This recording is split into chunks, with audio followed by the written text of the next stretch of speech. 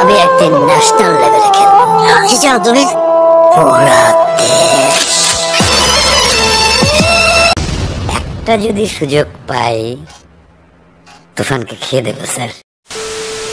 ঈদে বাসে যাওয়া আর যুদ্ধে যাওয়া সমান কথা। ঠিকই বলছো, প্রচুর ভিড়, দাঁড়াবার জায়গা থাকে না। তার ভিতর তোমার ছেলে যে কাজ করছে সব কষ্টই দূর হয়ে গেছে। তাই নাকি? কি করছে? আরেকটা মেয়েরে বসতে দিয়েছে, ও নিজে উঠে। এই ছেলে না তোমার কোলে বসছিল?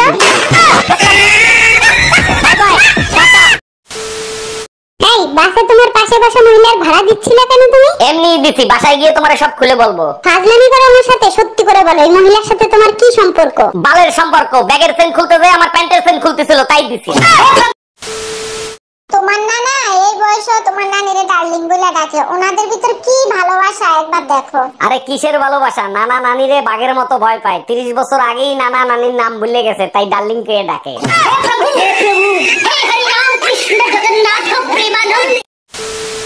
এই শুনছো, পাশের পাশের ভাবি না দই খেয়ে মারা গেছে। বলো কি? ওর স্বামী তো ঘরেই আছে, তাই না? হ্যাঁ ঘরেই আছে। তুমি 2 মিনিট দাঁড়াও, আমি এক্ষুনি আসতেছি। মানে কি, ওর স্বামীর কাছে কি দরকার? আর যাই জিজ্ঞেস করি দই আরো আছে কিনা। যাও নিয়ে আসো, তোমারই খাওয়াবো।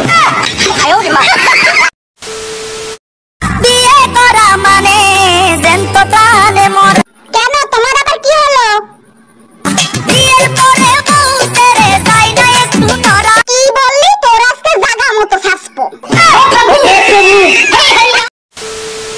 আচ্ছা বলো তো, একটা ছেলে আর একটা মেয়ের ভিতরে বড় ব্যবধান কোথায়? আরে বোকা, একটা মেয়ে 9 মাসে একবার মা হতে পারে। একদম ঠিক বলছো, এই কারণেই তোমাকে নিয়ে আমি গর্ববোধ করি। আর একটা ছেলে চাইলে 9 মাসে 270 বার বাপ হইতে পারে।